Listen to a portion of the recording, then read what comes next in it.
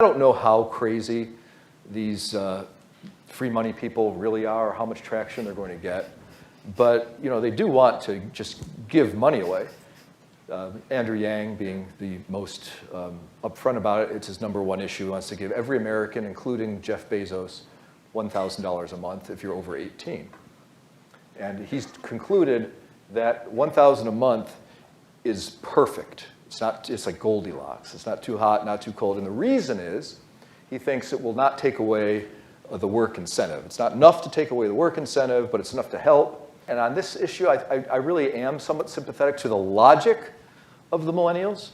The logic is, look, why is it okay to explode our national debt when it's corporate tax cuts and increased military spending and giving stuff to old geezers? Why is that okay? On Wall Street. Yeah. And it's not okay for us to get free tuition. Now, there's some symmetry to that logic. It's not illogical. It's just two wrongs don't make a right, is the issue. So I can understand. I mean, these are people who, you tell them about, the American dream and this idea of an arc of increased prosperity in the United States. They don't believe you. They've experienced 2 severe recessions. They've experienced middle-aged wages going nowhere. Nowhere. They don't see any. I saw an escrow article, and it's years ago now. It was probably in the year 2010, and I'm sure it's gotten worse than it was then, that government spending at the federal level for people over 65 was 7 times the amount of government spending for people, and I don't remember if it was 18 or 25 or 21. It was long enough ago. But for that younger group, this is a recipe for disaster. You've got to invest in the future, not in the past. But so the seeds of this have been being sowed for a long time. And you wonder what's going to happen in the next recession when you have the deficit, increasing. Before the last two, when it went up by 8% in the Great Recession and 6%, the national debt to GDP increased by that much amount on an annualized basis. Before then, it was 4%. So you could say it's a trend, 4, 6, 8, 10, or you could say 6 and 8 are anomalies, and it's going to be 4 again. It doesn't matter which one you pick. You're going to go to an increase in the national debt next recession based upon the 4 number of 11.5, and based upon the 8 number, right, of 14.5. So what are you going to do with that one? I think you're either going to do MMT or you're going to do UBT, Universal Basic Income, UBI. And that could be inflationary, that UBI stuff. Because I've been saying this, some of you have heard me say this before. I can get inflation, it's 4.33, 4.23, I can get inflation by 5 o'clock. We announce that the Treasury Department is going to wire every single American $1 billion. $1 billion. I mean, this room would clear so fast. You'd be in line at the Ferrari dealer so fast, but unfortunately, it's already 5 miles long unless they raise the price. But that's taking MMT to its extremes. Yes, it is. But and so I would add, back up a little bit. I'm being hyperbolic.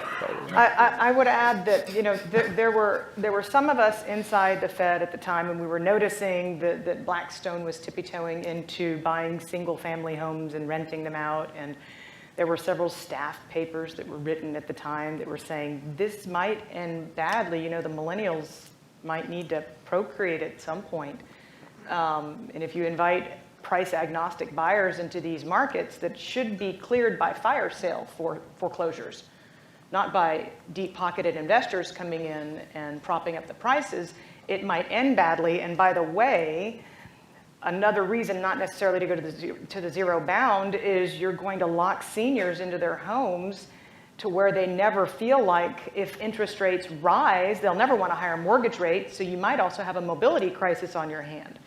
And these were discussions that went on at the Fed, and where are we 10 years later? Both renting and buying are more expensive than they've ever been, and because mom and pop, the ATM machine that was attached to their home was shut off, kids had no choice but to go out and take student loans out. So right now you've got millennials that are saddled not just with student loans, but they can't afford to ever leave home or they can't afford to ever buy by and far. And both of these are outgrowths of policies that at the time we knew we were creating. It was comical when they basically rounded up the CEOs of the major banks a little while ago, several weeks ago, and they were kind of giving them a lot of grief about climate change, as if like it's their fault, and grief about a lot of stuff. And I think it was Maxine Waters asked Jamie Dimon, what are you going to do about all this evil student loan debt you've created? I wish I could have recorded that. People are drowning in student loan debt, and you evil JP Morganers are profiting off the backs of our young people. And Jamie Dimon says, we haven't made a student loan in 10 years. All the student loans go directly from the government. Yeah. You're the one that has saddled the young people with your idiotic guarantee because there's no risk. So. And that is a blanket assumption of a full, I mean, if it's 22, who cares if it's $23.5 trillion of debt? I mean, I think that is something that will be bipartisan by election day, is full-born forgiveness of all student loans. Well, certainly some candidates have come up with one. These things can be kind of tricky to implement. They sound just sort of better as hypothetical ideas. Like, do I get a check? I want my student loan debt eradicated, right? I mean, I paid it back. Because I paid it back means that I'm screwed? What about the MD that took out $200,000 of student loan and just paid it back? Yep. I mean, what about that?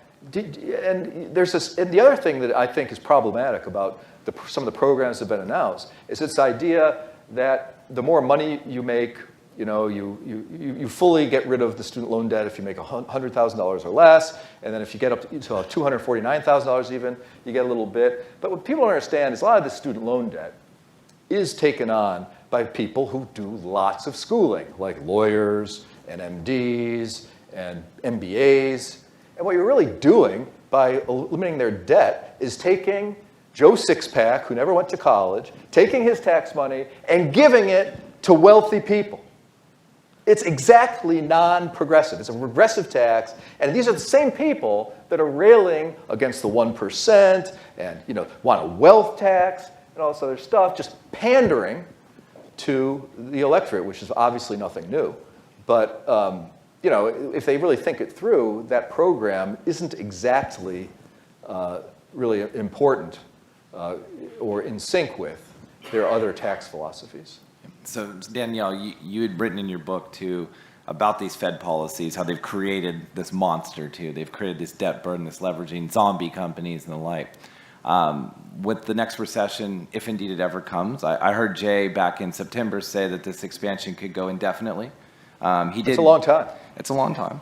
Yellen said that she would see, in our lifetimes, we'd never see another recession. I always thought it was her lifetime when she said it, but that said. That was financial crisis, let's just be. Okay, no, it was the financial instability, right, exactly. Mm-hmm. So when you think about what happens in the next recession, you said they have half the ammo because typically the rate cuts have been 400 to 500 basis points during a recession, or at least leading into it. What do they do this time? Do we have to go negative? What happens? Do we respect the zero lower bound that the markets haven't respected, nor the ECB? What does it look like in your lens, or from your lens? Well, I mean, what people forget is that going into the financial crisis, we didn't have a price of money problem. Price of money wasn't even on the radar screen. It was part of something called the Bernanke doctrine. His models suggested to him that he had to get to the zero bound before he could launch quantitative easing. So therefore, he went there. And there were a few people saying, you got a liquidity issue on your hands. The credit markets have frozen across, you name it, duration-wise, whether you're talking about overnight paper or government borrowing in other governments. And so there were a lot of us who fought to stop at 2%. And that was not popular. And obviously on December the 14th, 2008, we went to the zero bound. And the question of negative interest rates in the United States, we do not have the same structure, banking structure, money market funds. You're talking about multi-trillion-dollar industries that would disappear overnight, to say nothing of the entire state of Illinois. I mean, it would be like one of those, it would be vanished, just zoom, right off the map because of its pension. So I think that there are reasons to stop at the zero bound, to not go there. I think the European Central Bank has taught us that if you go there, you might not ever come back. They will go into recession with negative interest rates. I made a speech in Brussels to that effect last year, and they laughed at me. And I said, you're never getting out of negative interest rates. Ask a German life insurance company how they're doing. Yeah, I met with a Swiss life insurance guy, and he said it's really depressing. Oh, yeah. He said it's really depressing because we understand, as executives of this insurance company, that our definition of success is to extend the time till bankruptcy. That's the definition of success. Bankruptcy is certain. We're trying to get there as slowly as possible. But writ large, given some of our funding issues, because we have underfunded our pensions because of the separation of state and federal. So, if you look at Europe, those are national type of systems. Those are national safety nets. And we don't have a law in existence for states to declare bankruptcy in the United States. So you start to run into some very, very thorny issues very quickly if you veer into negative interest rate territory, which brings you to saturating the mortgage bonds. We were talking about that earlier today. In the end, people think that Bernanke decided that he wanted to all of a sudden be hawkish and taper. Not in his lifetime. But mechanistically, QE had become problematic. We were buying net 80% of issuance in the mortgage market. There were some QSIPs of treasuries where we owned 40% of outstanding. We were running out of things to buy, and we were shoving every last natural buyer out of the market such that if we were to ever exit, imagine that they wouldn't be there to take our place. So if we don't have negative interest rates, then we do have an act of Congress to allow them to maybe allow Illinois to stay on the map and buy municipal bonds of bankrupt states. Yeah. And that's usually the answer that's thrown out there. And next along the line would be corporate bonds, and next along the line would be equities, of course. Right. So it's what Europe is doing today, what the Japanese have been doing for decades. It's like a combo platter. Right. Just put it all together. The problem with is that it goes hand in glove with worsening wealth inequality. Of course. That's why MMT will work. You're getting this rubber band stretch. You can stretch it further, but it's going to snap. People eventually just can't take it anymore.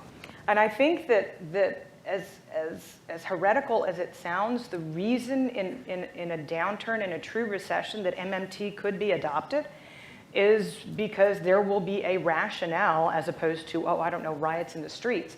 But there will be a rationale, that there will be a groundswell of humanity, if there's not a socialist in the White House, that says you cannot keep bailing out Wall Street.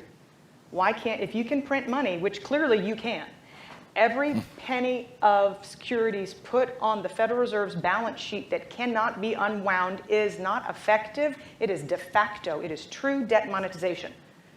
So Bernanke has demonstrated that you can monetize the debt of the United States. So given that that's your starting point, MMT by definition works when applied to anything fiscal in nature. And that's why it could work. So next recession, we see QE via MMT print the money and distribute it out fiscally, and all of a sudden turn around and repurchase the treasury assets that are used to issue. Bernanke made a speech in Tokyo where he said you need to issue, now this is, it hurts my brain to say it, you need to issue zero coupon perpetual bonds and take that money and give it away. And then it all works. As you said earlier today, you just create the security, and then it's endless. Right. Then your hyperbole is not hyperbole. Right. I remember the pricing equation for perpetual bond. It's very simple, right? It is the coupon, right, the interest rate divided by the price. Zero. That's what it's worth, right? But you can do an infinite amount. Sounds like zero to me, yeah. Right? So what do? Right? You create this debt instrument. I mean, it is essentially printing money. In a world that people talk about everybody in Beijing says, yay, we get reserve currency status, let's have a party. However you say that in Mandarin. We'll ask your kids, right? They're studying it, right? As you told me earlier. All 4 of my children are studying Mandarin, just in case, rather have them in the State Department decoding than, anyways, we can talk offline. Yeah. That's not a Texas hedge, that's a Chinese hedge. That's a Chinese Yeah, hedge. okay. It's a Chinese hedge all day long. I speak Spanish, but they're all learning Mandarin. Yeah. And it's just a just-in-case scenario because, Jay Powell himself said a few days ago, we talked about it today, he brought up the example of Australia. Australia's, 29 years at this point, right? Yeah. I mean, can anybody give him the detail that they never went to the zero bound, they're at 1.5%, they never had QE, and they happen to have this great big benefactor called China that buys all of its natural resources. Right. So, I mean, when you have all that going for you, why ever go into recession? Why bother? They're going to expand for as long as China expands. And right now they're having troubles, which is reflective of Mother China also having troubles. But it doesn't have anything to do with QE or taking rates to the zero bound. The Reserve Bank of Australia was much, much more judicious and prudent in how they approach monetary policy, and that was a good thing. Yeah. So It's strange how people seem to be fond of the belief that China can grow forever at 7, 8%, 6%, whatever number you want to believe in. Because it's so strange to me. If they really believe that and they attribute that to the autocratic sort of economic system or leadership of the economy, why don't we do it? Why don't we just throw all this stuff out the window and grow at 7% forever using an autocratic economy? I mean, I'm not even being facetious. If you really believe that, let's do it. Yeah, well, I we mean, haven't figured that part out yet. If anything, you need to reflect back on the record stimulus deployed in China in the first quarter and how little they've gotten in return for that. We've not seen a continuation. We've not seen an acceleration of the improvement in Chinese economic data. We've simply seen a stabilization. That's called the law of diminishing returns. Well, that's a very positive, upbeat note, finally. Oh, well, let's talk about something happy. Okay. So what happens in this case? Do we stoke inflation through that? Do we just perpetually run this Ponzi scheme? I mean, Ponzi scheme's a little harsh, Well, but if you truly go to quantitative easing to absorb the supply of all these bonds to forestall interest rates from going up, I think that quickly opens the door for a number of income enhancement tools or universal basic income. And that is the way you get to inflation. So you have to put the money in people's pockets. It's Sure. not just printing the treasuries and Sure. spending it wildly. Quantitative easing seems to have had the consequence. It's pretty hard to debate the counterpoint on this one. I think it's somewhat responsible for ever increasing wealth inequality. And so this because will be it's a the problem. asset owners versus the asset renters Yes, and that yes. benefit from that. Right? Yes, and so I just don't believe you're going to be able to pull that off without giving something what's at least initially is perceived to be a salve to the wound of wealth inequality to the lower working middle class poor and all this sort of thing. So that's how you would really get, when you say stoke inflation, that's how you would get there. Well, I remember when Abe ran. Oh, sorry. I was going to say, it's really what you've been talking about, too, as your quick solution to inflation, right? You put Yeah. a couple $100,000, a couple $100 million Sure, in each whatever the person's number pocket. is. I mean, it's interesting. The French government was on the gold standard, I think, until about 1774 or so. We're talking way back before the French Revolution. Actually, it led to the French Revolution, and their deficit problem was very, very bad. You can look this up. It's in the history books. And they had a very high amount of national debt versus GDP. A lot of the same situations that are existing in parts of the world today, and they went off the gold standard. And they went off the gold standard, they went to a money printing type of system that started out with doling money out. Unfortunately, what people that think about universal basic income, they think of it in very idealistic terms. They don't realize that it's so utterly exposed to corruption because somebody has to administer the money giveaway program. And typically, the people that administer these programs find ways to, let's just say, benefit themselves as part of the duty they're providing for the society at large. And so I can well imagine that some of the administrators, and this is what happened in France, is that the administrators managed to over-allocate to themselves and not by a small amount. And so what ended up happening is the people that were in charge of this scheme, they became very, very, very wealthy, even though there was rampant inflation and they were putting out just boatloads of money. What ended up happening is that the lower class, that it, on paper is designed to benefit and perhaps to try to create some sort of social harmony, they got much poorer and ended up not having anything to eat and things like this. And so the printing presses ended up leading to the revolution. Is that how you ended up with the Palace of Versailles? I'm not sure when Versailles was built, but certainly Louis XVI was hanging out in Versailles when the mob came and got him. Right? And the guillotine came out in about 1793 or so, and they guillotined a lot of people, but it was only like 3,000. Most of the people, there were many tens of thousands killed. Most of them were just shot. Okay. So the guillotine was reserved for the upper class to put on, I think, to put on a public display.